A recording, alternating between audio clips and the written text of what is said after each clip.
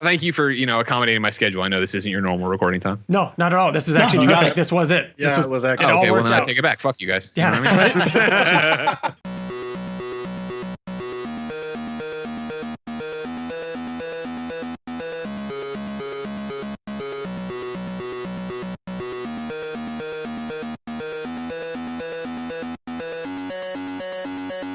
Hello, everybody, and welcome to the Invincible Podcast, probably the best superhero podcast in the universe. This is a show where best friends sit around to talk all things Invincible, a comic book and animated series by Robert Kirkman, Corey Walker, and Ryan Ottley. I'm one of your hosts, Ryan. Joining me today is TJ.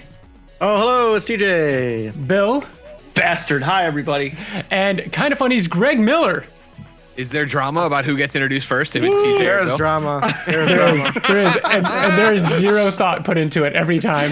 Sure, fair enough. Yeah. Yeah. So, yeah, we are stoked to have you on. I think we've talked about on our podcast all the time about how without Greg Miller and Kind of Funny, there probably wouldn't be the Invincible Podcast.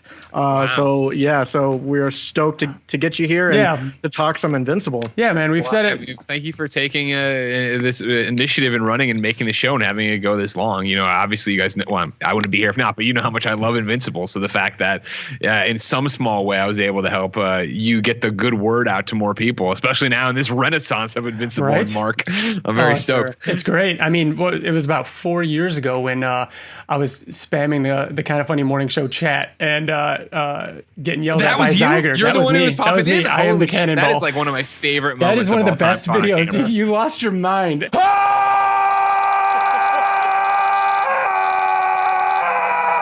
And that was awesome. It's because you love Invincible. You legitimately love Invincible, and I wanted to take it back first before we get there. Sure. What was the introduction to Invincible for you, and where did this come from? This actual love for it. For me, so in college, I was poor and couldn't buy comic books anymore. So I would go, University of Missouri, I would go down to the bookstore and I would just read the singles off the shelf that were there and not buy them, put them back, walk out. And so, in my senior year, when I was getting ready to enter the workforce and actually have some kind of cash, I was talking in my final class. It's called the capstone at Mizzou, just your final course, I guess, where we were working in a magazine and making stuff there, and I was on the screen side of it, talking to a friend there, and I was ranting and raving about how much I love zombies. Mm-hmm. And he was like, "Man, if you love zombies, you got to check out this thing called The Walking Dead." And I was like, "And I'm old as shit." So can we curse on this? Because I just did. Sorry. Yes, absolutely. Oh yeah, fuck yeah, man. Good. Fuck it, yay!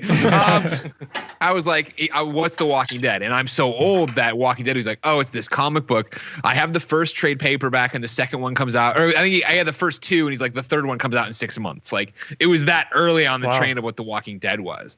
And so it was of like, oh my God, I love The Walking Dead. And then in that same thing at the end of it, Kirkman says, buy my other books, and Invincible was in there. Right. And it was like, oh, what is Invincible? And so then to pick that up. Right. And I think it might have even, I'm hazy on it nowadays, but I think the guy, Bob, who recommended Walking Dead might have recommended Invincible at the same time when I was like, I love this guy, and turned it over. And it was the same thing where there was trades to go. And so that was, my big thing of being a poor college student, then getting a job but still being poor, and then eventually moving to San Francisco was like, I was like adamant that I would not collect singles again. Like my dad in Chicago has an attic full of long boxes, and I'm like, I will not go back down that path, especially once I moved to SF and had no space.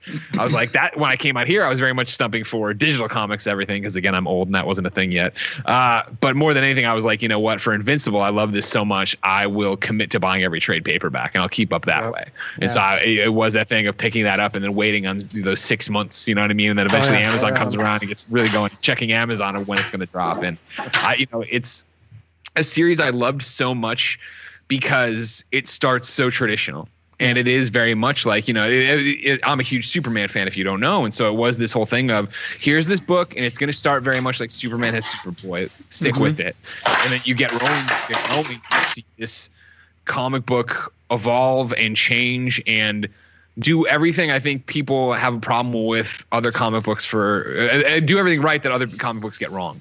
Where, cool, man, I loved WandaVision. What should I read? Yeah. Well, you should read Tom King's Vision. Then you could also read House of M. But the problem with that is you have to do this tie-in, but these are all and it's like Invincible is, bam. There's a few offshoots if you wanted to, but Invincible is these books. You read it, you get to go, and you get to be a part of it, right? And that's something amazing. And to get to spend that much time with a character, not have, continuity reset, even though they played around with it, not have it reset ever and have it go through. Like, there's such an investment in Mark as a character, in the family, Nolan's journey, right? And no spoilers, or not big spoilers or anything, but like, it's just such an incredible series to get to spend that much time with it and not have it be watered down, diluted, passed off to somebody else. It's Robert Kirkman, for better or worse, you're with him the entire ride. Yeah.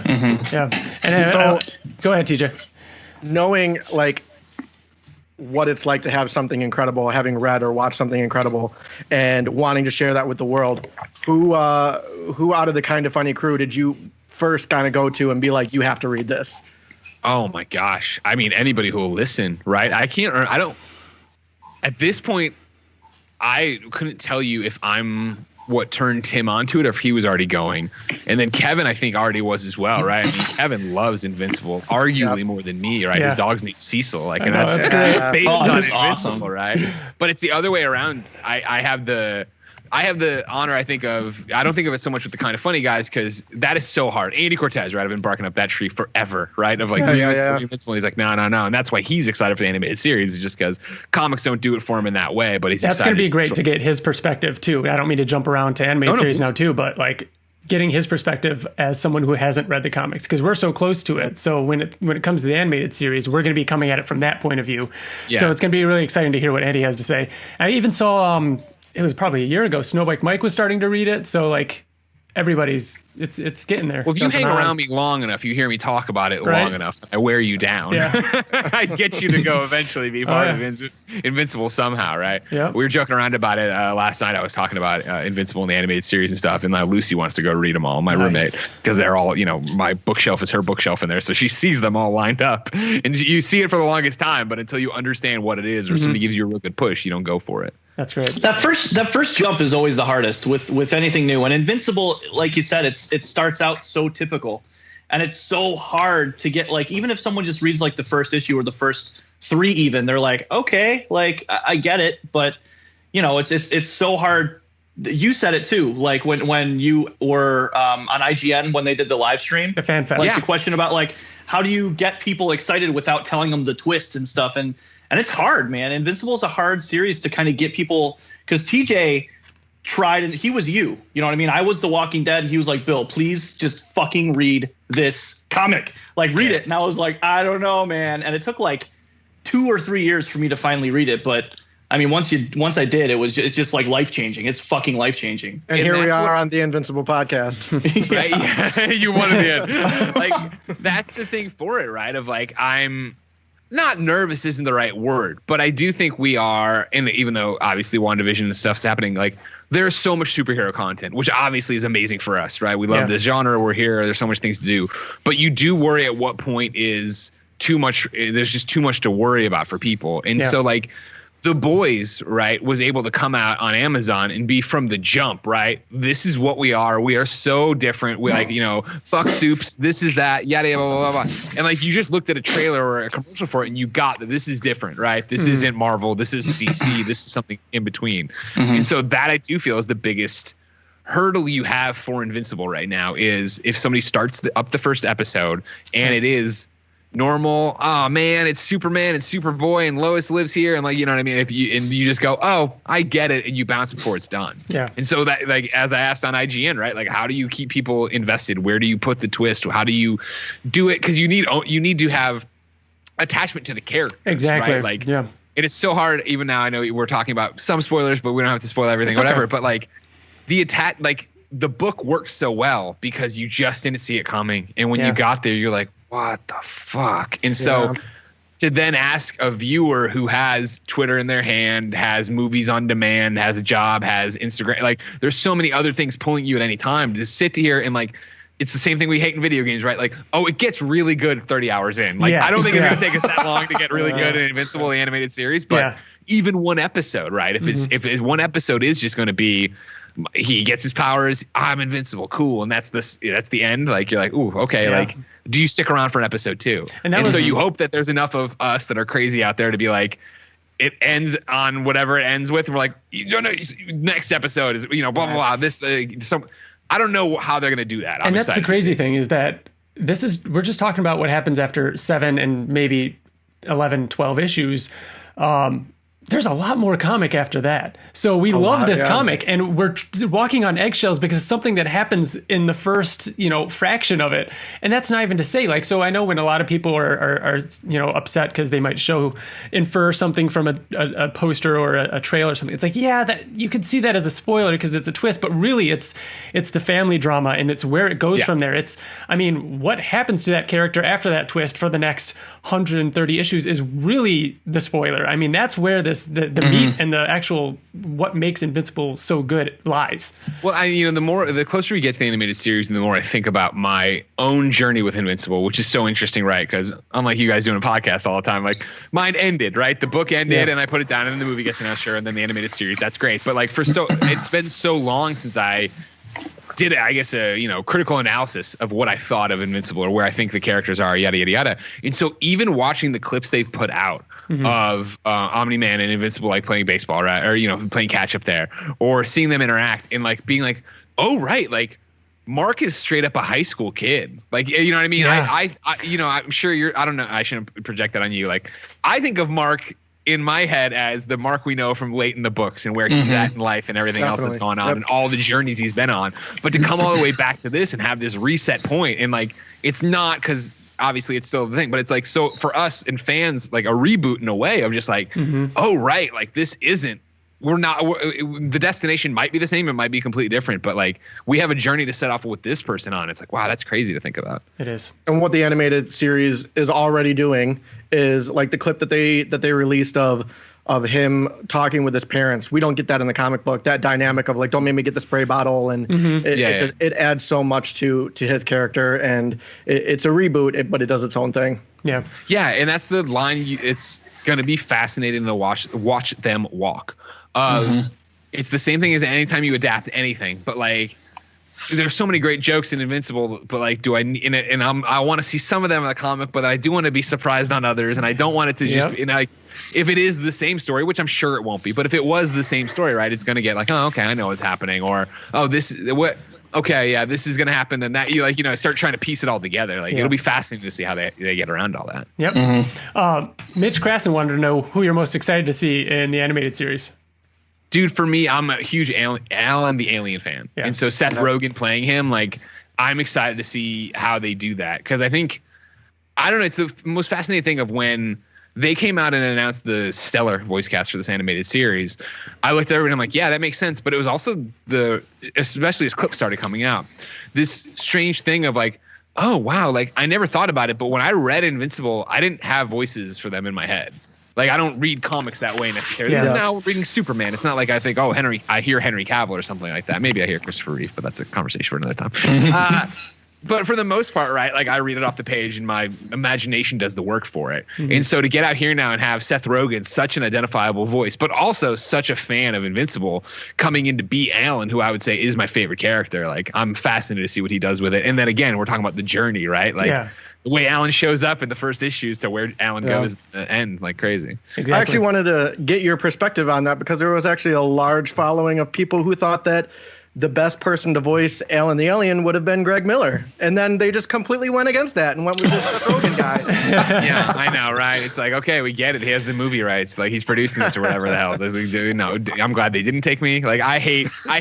It's the worst of doing, like Nolan North gets to walk in and then just be Nolan North, but Nolan North's really good at doing just anything. And so, like, when I come in and I'm just Greg Miller, I'm like, oh, I'm fucking this up. They should not have booked me for this. Even when Pitbull put me in Solitaire Conspiracy, like, are you sure, dude? Like, I don't want to ruin this game. Like, I don't know. I gotta say though, like, go with it. He's like, no, go do it. I'm like, all right, whatever. No, I'm glad they did it, and I do thank all the Kind of Funny best friends who, of course, tweeted Robert about that for me, trying to get me the role. Yeah. I mean, one other thing that you mentioned too, maybe making you the comic book guy, or right? I mean, in the future, one line. I can say one line. I mean, yeah, like in future seasons, get Greg Miller as a voice. I mean, it's got to happen. You've been such an advocate for Invincible and put the word out there.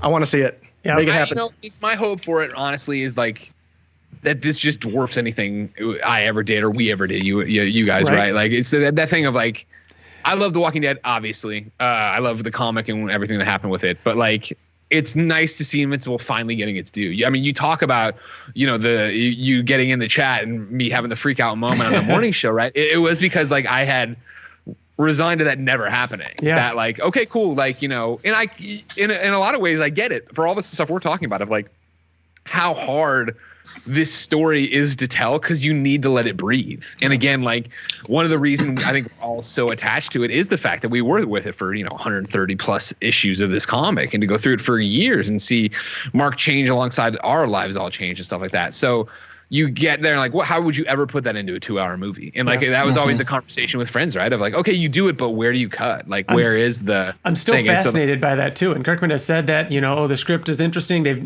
Seth Rogen and Evan Goldberg have done things that I didn't expect. And like, what does that mean? Like, where are they going with this? It's going to be fascinating. And they're still saying that it's still happening. Kirkman said recently. Yeah, I know. Well, I hope so. I want it. The way they took Walking Dead into every different piece of media. Go ahead, go. Yes, for sure with Invincible. But. Yeah, I know it.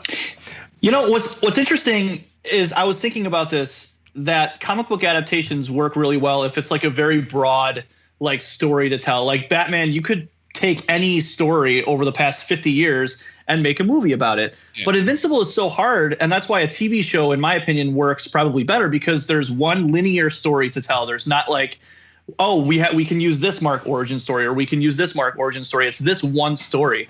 So I think that you could probably do a 2-hour-long movie because there's a very simple story, straight line story to tell. But I don't know,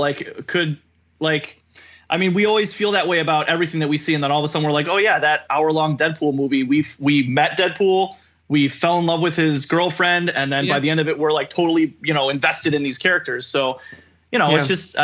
But who knows if the movie's going to happen? Who knows? My thing against the movie would be, and not against it, that sounds bad. It's just been going so long, and the hope would be that if the animated series hits, right, like you'd want to double down on that. Yeah, I'm sure, we talked about it, I think, on maybe just privately. I don't know what's a podcast and what's not anymore. But it was us talking about it and Andy being like, it's just the story. I don't love the animation. And it's like, you look at the trailers and it's like, it's got its own vibe to it, which I think is simplistic, which works for what they're trying to do, especially off some of the art in the book, right? Mm-hmm. And so it is that idea of like, is that a limitation of what they were able to put in the budget this time? Is it the solid choice they wanted? And again, I'm not saying it looks bad, but like, does season 2, if they get it, look dramatically better if it hits and it does all this stuff and you get going? And back to what we're talking about of like, for so much, for years and years and years of content, and about how much of it is getting to be with those characters and grow attached to those characters. I think the animated series, episodic, and giving a bunch of episodes does work really well in a way. A movie,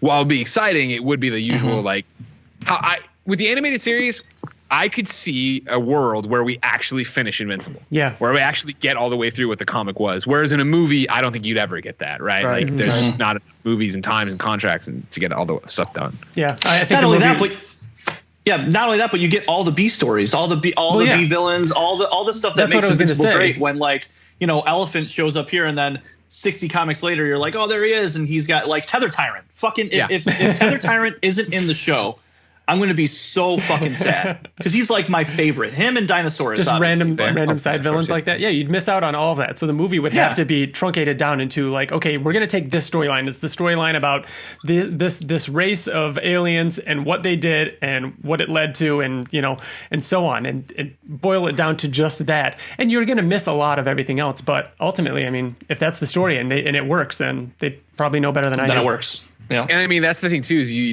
to get really bigger with it in the same way the comics did, right? Like, it would be interesting too if they're looking at this as if they could launch their own Invincible universe kind of thing, right? And have the spin-offs from it, and have Science Dog be an animated show for kids and stuff like that. All the stuff we saw actually come out of there actually being everything that happened in Invincible comics, even if they were more one-shots. I think that'd be cool. Yep. Have you read the side stories like Wolfman and Invincible Universe? Here and there. I've never been able to get into them the way I got into Invincible. You know what I mean? I read Wolfman. Yeah, I did some Science Dog. I did Invincible Universe. Like, it was, for me, more it was so long ago now, but the one shots that were like Rex Flood's backstory and stuff like that. That was the right amount of pacing for me. Yeah. Right. For me. Yeah. And that was leading right up into Conquest and everything, and had some really good, important backstory that paid off in the mainline Well, before you leave the movie, Jen Druchniak wanted to know if you still stand by Zac Efron casting. I mean, he's getting old now, but yes. Zac Efron. I mean, like, if anything, just if somebody sends Zac the suit. Let me see Zac in the suit. You know what I mean? That's all I'm talking about right here. Well, I want to know how they're going to do the suit live action. I mean, again, how do the goggles just fit with that? It's just one of those suits that works really well drawn. But live action, again, I really think the movie's just going to be a complete departure, but still keep the spirit and some themes, but I don't know. Which, again, we're getting this animated series. We might get everything we ever wanted in this form. So have fun with the movie. Do what you want. You know, let's see something else. I mean, they'd have to at that point, right? Yeah. And that's what's interesting about you bringing up Kirkman being, the interesting things I wouldn't have thought of. Like, if, again, Invincible's able to get traction here on Amazon and be this thing that people really get behind, then, the movie would need to be iterative. It couldn't just be, you know what I mean? It couldn't be just us getting the comics again, because if you do that, like, whatever. Yeah.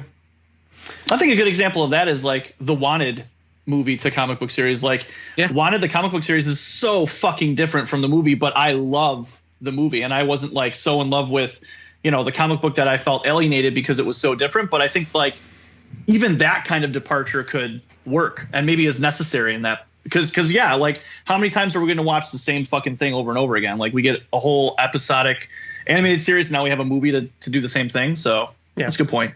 Yeah, it'll be different. Totally. We can get a little bit more spoilery here. I mean, what are some highlights from the series? I mean, you think of Invincible. What are moments from the series that stand out?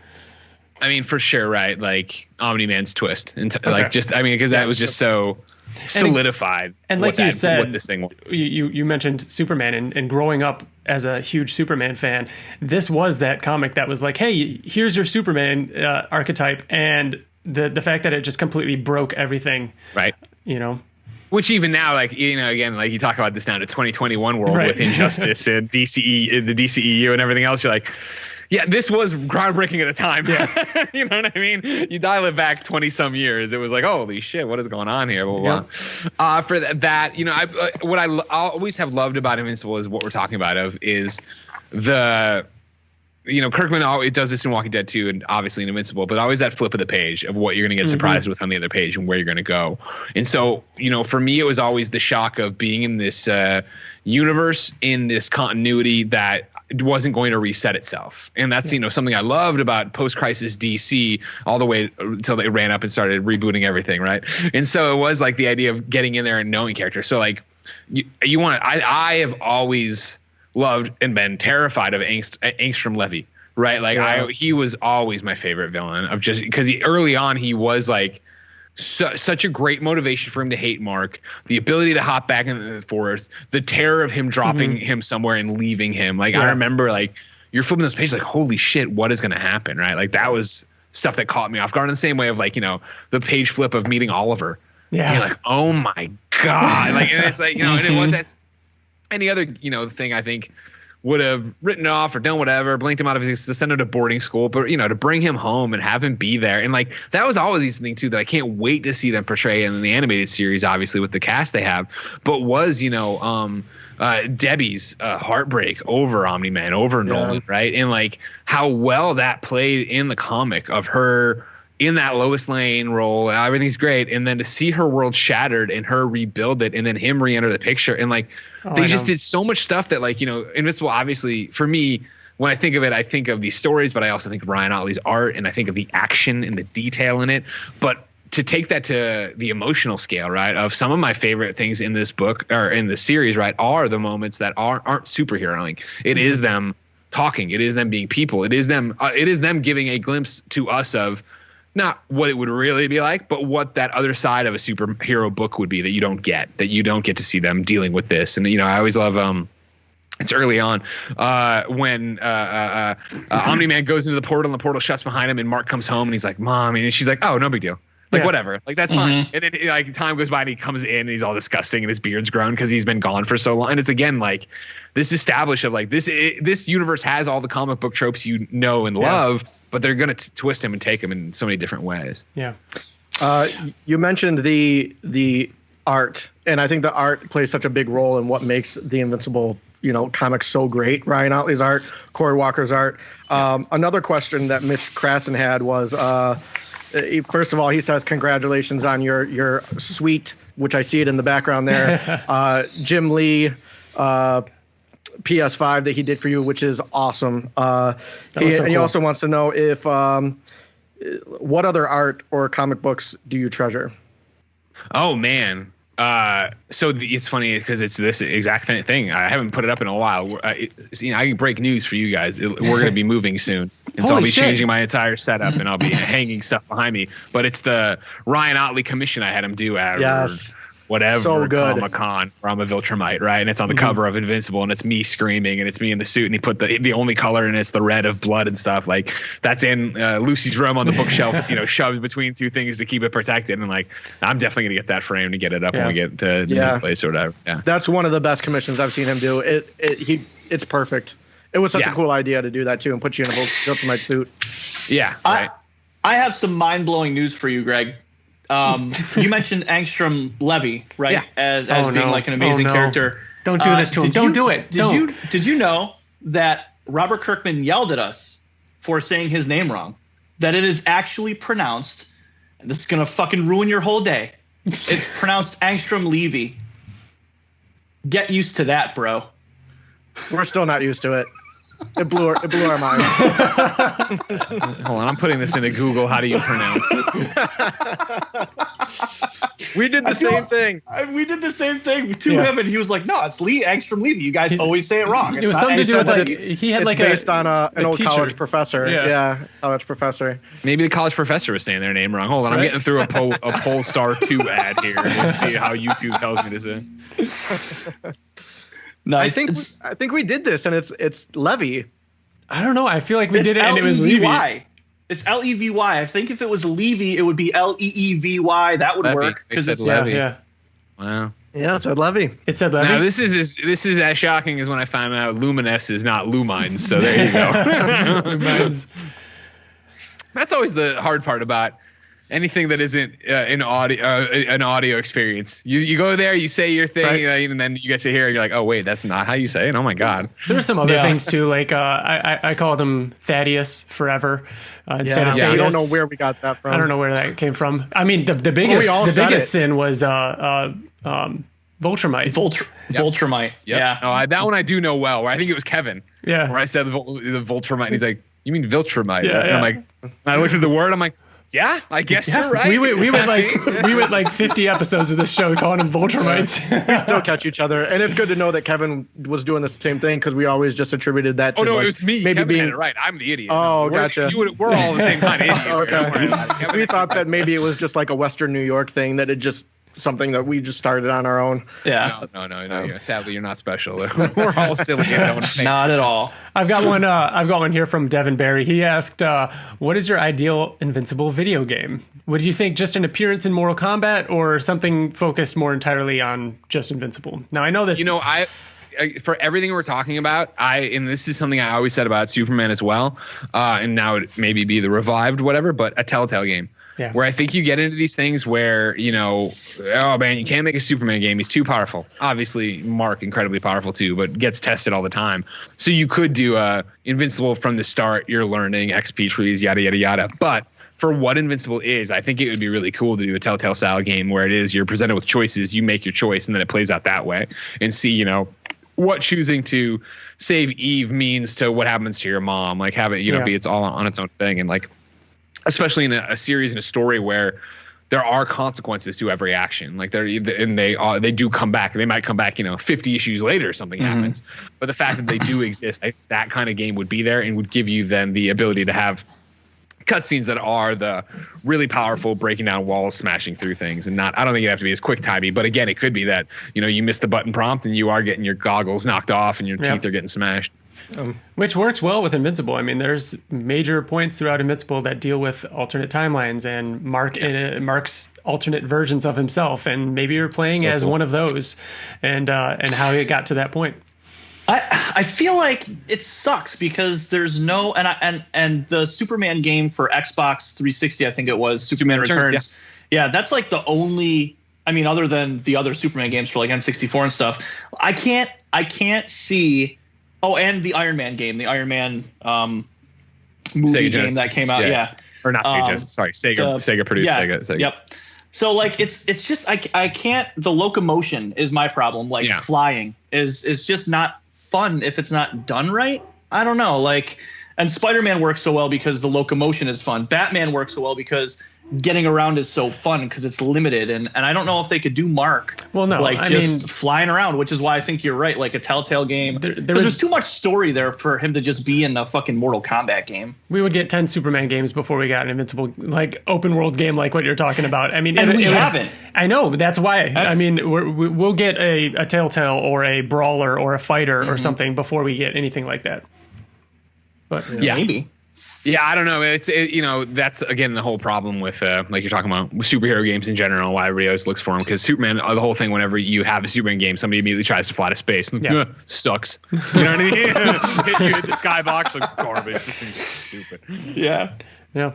So how did you feel about the end? And major spoilers. If you don't want to hear about this now, you can talk about specific items if you want to, because I'm super curious.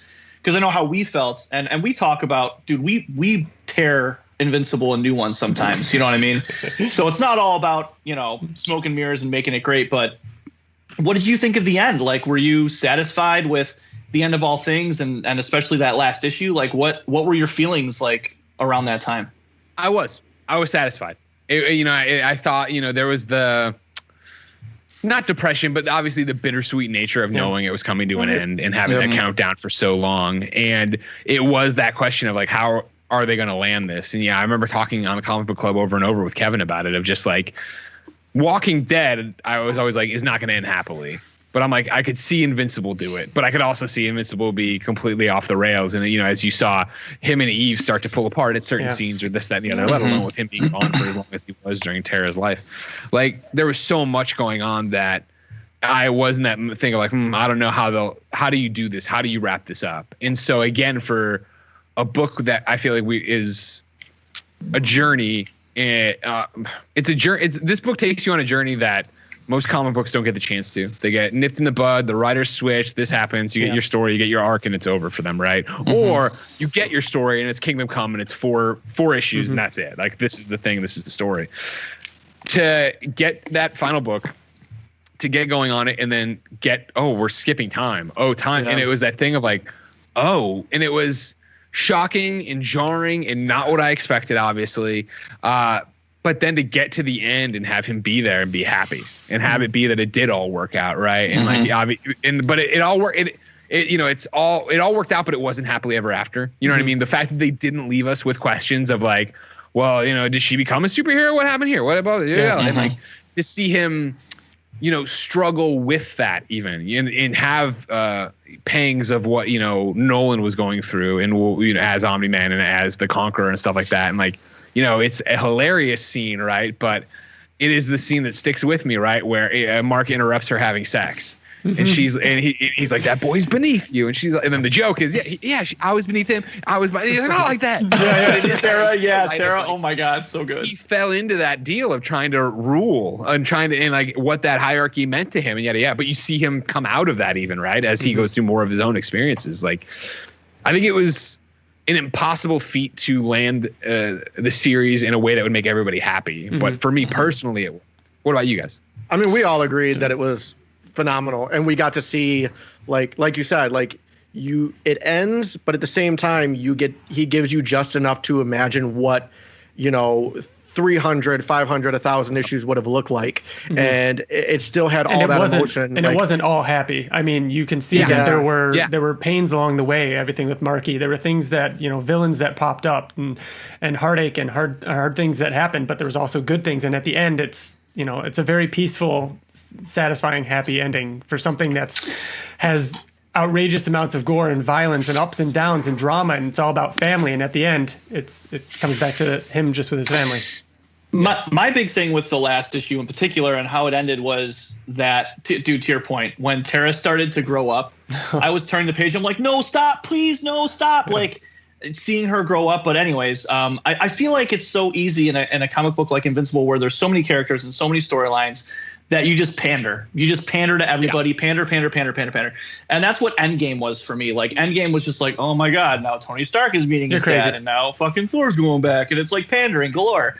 Invincible, he didn't do that. Like Kirkman wasn't interested in, to your point, meeting everybody's expectations. Like he wanted to show you where Tara ended up. He wanted to show you where Mark and Eve ended up. And yeah, are there stories to be told like in between that? Absolutely, because it's a living universe. Like there are stories to be told still because it didn't end. And I thought it was fucking so tragic because it ended, but it was as perfect as you could get, I think, without. And like, I mean, to your point, right, of like pandering, whatever, like it is also Kirkman ending on his own terms, which is so important. Like I know that like, you know, that's the whole thing with Image and Skybound, right, of like creator owned.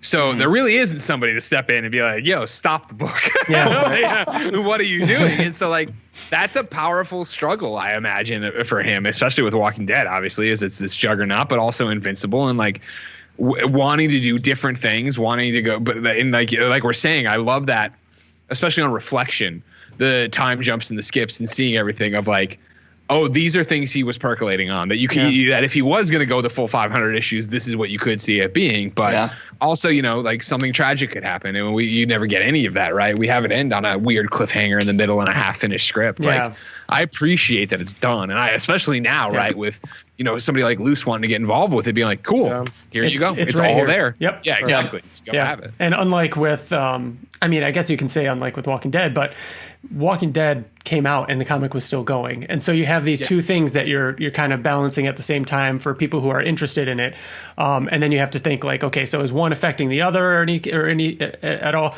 But with Invincible, it's done. It's done. The hype or whatever happens with the movie or the animated series or anything will not affect this thing that we have on our shelf that is complete, and that means a lot. I think that's a big deal. Yeah, I think it's easier. Yeah, like what you're talking about. People are always like, oh, man, like they ruined this or they did that or yada, yada. And it's like Invincible has been this niche thing for so long for so many of us. Right. And it's been awesome. And I think it's one of the most, hey, please read this. Hey, please try this. Hey, get into this kind of thing. And so for them to be doing their own thing and off on their own path, like I'm interested to see how they twist it and turn it. I imagine season 1 will be pretty by the book to an extent, right? But then that's when we start spiraling off into new territory. Yeah. So are you guys at Kind of Funny going to be doing weekly? I mean, I think you mentioned it on a recent show. You guys are going to be doing some screencast stuff for all the episodes? We're treating it like we treated WandaVision. So the idea will be that every Friday, right? Yeah, we'll pop up in the morning and be like, hey, here we're going to do a quick little discussion. It'll go up on the Kind of Funny screencast there as not an in review, but as us talking about it and reviewing every episode. That's exciting. So I just want to give you a heads up too. We're also going to be doing that, so you're going to have serious competition. Oh man, can you avoid Friday mornings? Just let us get it out first. There's plenty of room in the Invincible pool. So much. I mean, we've waited years for this. Everybody get in the pool. Come on. So thank you, Greg. Thank you so much for doing this. This is. Oh, thanks for having me, guys. Please. Amazing. I mean, like TJ said at the beginning, like. We talk about Invincible because of its creators, but we podcast about Invincible because of you. And, you guys, everything, the entertainment you guys have provided us, the inspiration and the motivation to be doing podcasts and everything, you guys are killing it over at Kind of Funny, and I appreciate it. Well, thank you. So are you guys clearly. And thank you again for listening to the message and, grabbing the bull by the horns to go do this. Like, this is what it's all about, right? Like, 'cause how much fun have you had doing this podcast? Oh, it's been a blast. Yeah. Like, when you started it, did you think you'd be interviewing Kirkman? No. Did you think that was like a real thing? No, I mean, I've been sending you kind of updates for the last like 5 years. Just every now and then I'll send you an email and be like, holy shit, Greg, we just interviewed Ryan Ottley. Thank you. And then again, I'd be like, holy shit, we just interviewed Kirkman. Thank you. Like, just to like be like, hey man, this is great. Thank you for inspiring us to do this, because we had no idea we could get to this point. But even going to conventions and talking to people that listen to our show that are also Kind of Funny fans and everything, it's just been a blast. It's been a blast. Have you started in on the cast yet? Have you started trying to get them? Not yet. Okay. Yeah. We'll see. We'll see. But so thank you again. I mean, we'll wrap this up here. Everybody, obviously, thank you for listening. Go check out Kind of Funny's everything Kind of Funny. We do a lot. There's a lot. So yeah, just Kind of Funny and we Kind do of Funny. You want some video games, you want some movies, you want some TV, it's all over there. Yep. The music playing right now is by Wyatt Layne. So thank you guys. Thank you, Wyatt. Descriptions, everything about Wyatt's music is going to be in the description. And bye. Bye. Bye.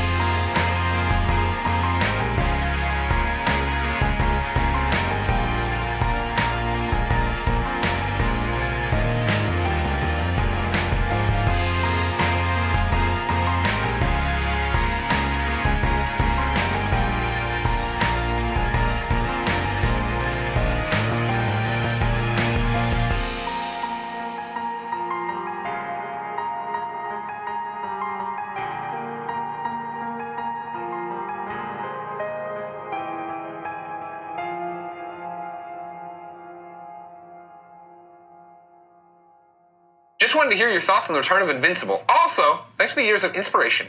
Friends and I recently started the Invincible podcast where we discuss series. I would love to be on that podcast.